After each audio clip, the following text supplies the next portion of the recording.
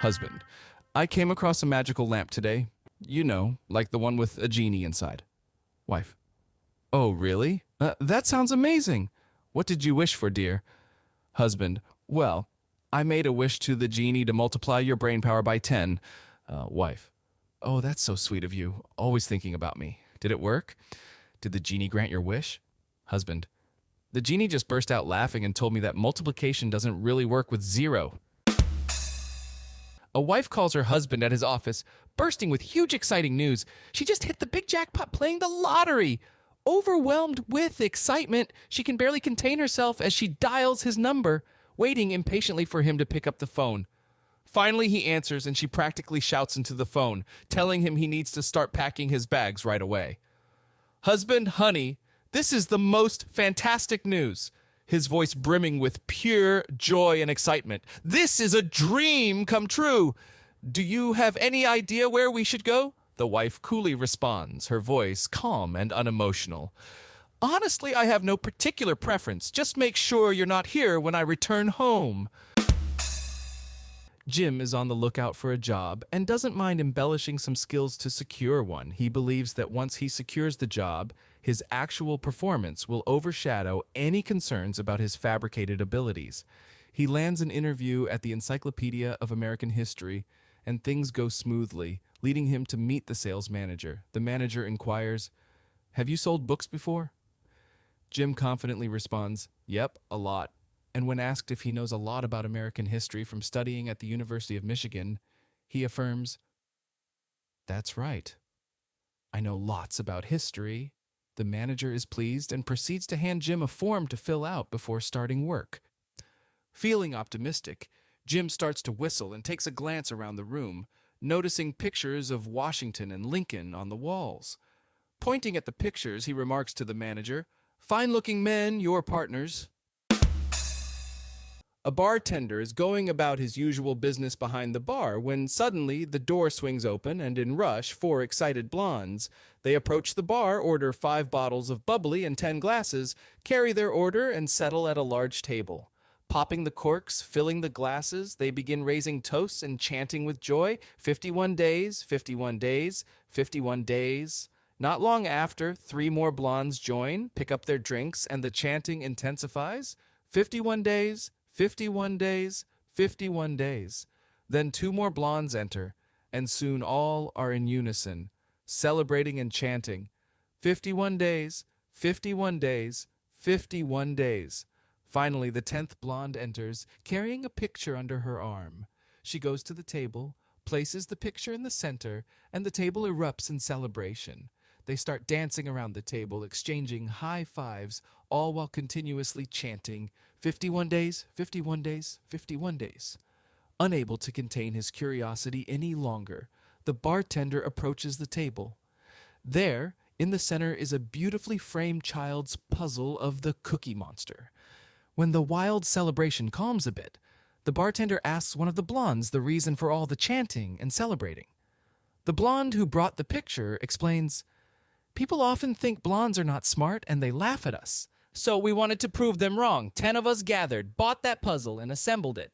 The box said it's for 2 to 4 years, but we managed to put it together in 51 days.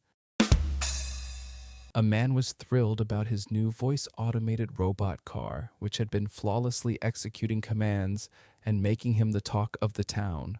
One exhausting afternoon, as his wife rested on the couch, she asked if he could use the robot car to pick up their kids from school. Eager to showcase the car's efficiency, the man confidently commanded, "Car, go get our children from school." However, as the hours passed with no sign of the car, concern grew, and the wife, fretting, wondered why it was taking so long. Trying to stay calm, the man suggested, "Maybe there's traffic. They'll be back soon." Yet, as more time passed, his worry deepened. Preparing for the worst, he decided to head to the police station to report a missing car. Just as they were putting on their jackets, the sound of a car approached. Looking out, they saw the robot car coming down the road, packed with kids. It pulled into the driveway, and the voice system activated, saying, "Mission accomplished! I have brought your children, sir." Confused, the man observed the two daughters of their landlady, the two sons of their choir mistress, the daughter of his wife's best friend, the young boy from their church, and two boys from next door. Before he could say anything, his wife exclaimed, "Are all these kids really yours?" The baffled man retorted, "Can you first tell me why our children are not in the car?"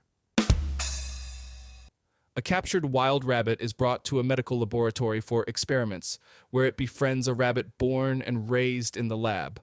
One day, the wild rabbit notices that the researchers haven't properly latched his cage and decides it's the perfect opportunity to escape. He shares tales of the wonders outside with the lab rabbit, convincing him to join the adventure. Their first stop is a field of lettuce where they munch happily. The wild rabbit promises an even better field and leads the lab rabbit to a carrot-filled paradise. As they enjoy the carrots for hours, the wild rabbit suggests the best field of all, a field full of female rabbits. The rabbits enter the field and engage in typical rabbit activities. At dawn, exhausted and content, the lab rabbit surprises the wild rabbit by announcing, "Well, I'm heading back to the lab." Stunned, the wild rabbit questions, "Why? I showed you a field of lettuce, a field of carrots, and a field full of female rabbits." The lab rabbit responds, "Yeah, that was really great, but now I'm dying for a cigarette, hun." Three men met their fate and were greeted by Satan at the gates of hell. "Welcome, you sinners," Satan declared. "Here in hell, your rank and your mode of transportation are based on your experiences with women." He turned to the first man and inquired, "How many women have you slept with?" The man pondered and replied, "I think it must have been two. My first, a longtime girlfriend with whom I spent almost 20 years, and then my wife for the remaining 20 years of my life." Satan looked unimpressed and said, "Boring. Here's your pair of roller skates." The man took off with his roller skates. Satan then turned to the second man, asking, "How many women have you slept with?" The second man proudly answered, "Well, I was known as a ladies' man. I have been with 5 women." Satan chuckled. "That's nothing. Here's a bicycle for you." The man accepted his new mode of transportation. Finally, Satan approached the last man and questioned, "How many women have you slept with?" The man hesitated and admitted, "I wasn't a big ladies' man, but when I was younger I took part in an orgy and had a good 20 women that time. Later, it was only my wife for the rest of my life." After careful consideration, Satan said, "Well, that still counts up to 21. Here's a scooter for you." A couple of weeks later, the 3 men reconvened, and they noticed the third man was crying. Curious, they asked, "What happened to you? You at least got a scooter, so you should be happy." The man replied, "I know," and continued, "But I just saw my wife driving a Rolls Royce." A man wrapped up his work on a Friday afternoon and, instead of heading straight home, opted to spend the entire weekend on a hunting trip with his friends, using up all the money he had earned. When he finally returned home on Sunday evening, his very upset wife was waiting for him. She scolded him nonstop for almost 2 hours about his irresponsible behavior over the weekend. After she had said all she could, she paused and said, "Imagine how you'd feel if you couldn't see me for 2 or maybe even 3 days. He thought for a moment and then replied, "I think I'd be okay with that." So Monday passed, and he didn't catch a glimpse of his wife. Tuesday and Wednesday rolled by with the same results. By Thursday, the swelling around his eyes had reduced a bit, and he could just about see her from the corner of his left eye. Deep within the heart of France, a land renowned for its romantic tales, bravery, and passionate endeavors, resided a remarkable man named Pierre. Pierre was celebrated among his squadron as the most fearless fighter pilot of them all. He was known for his audacious exploits in the skies, and this reputation for daring was matched only by his penchant for savoring life's exhilarating moments on the ground. Amidst the many adventures that colored Pierre's life, his heart was captivated by a local beauty named Marie. She too had an appetite for life's fervor that resonated with Pierre's own. Their affection for one another was a well-known and cherished story. Much like Pierre's legendary feats in the air, On one particularly splendid afternoon, Pierre decided that it was the perfect day for a tranquil outing, and he extended an invitation to Marie. They set out for a picturesque picnic by the riverside, where the serenity of the riverbank provided an idyllic backdrop for their romantic rendezvous. As they nestled on their picnic blanket, the atmosphere crackled with the unspoken excitement of young love.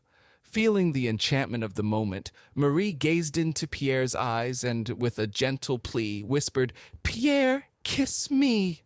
Pierre, never one to miss a chance for dramatic flair, grasped a bottle of exquisite Merlot wine and playfully splashed a bit onto Marie's lips.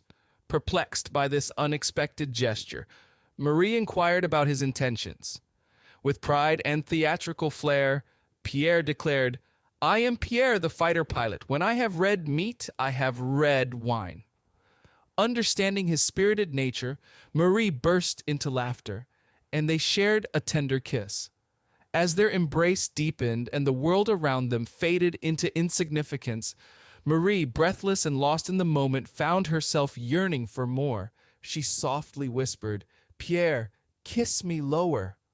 With a glint of mischief in his eye, Pierre responded with enthusiasm. Swiftly he unbuttoned her blouse and reached for a bottle of exquisite Chardonnay, drizzling it sensually over her chest. Marie, initially taken aback, soon joined in Pierre's spirited playfulness and asked about his audacious intentions. Unfazed, Pierre maintained his character, declaring, "I am Pierre, the fighter pilot. When I have white meat, I have white wine." Their escapade continued to evolve, matching the wildness of their natural surroundings. Passion surged, their hearts racing in harmony, and Marie, caught in the whirlwind of romance, urged Pierre with breathless anticipation, "Kiss me lower." True to his reputation for fearlessness and flair, Pierre did not disappoint.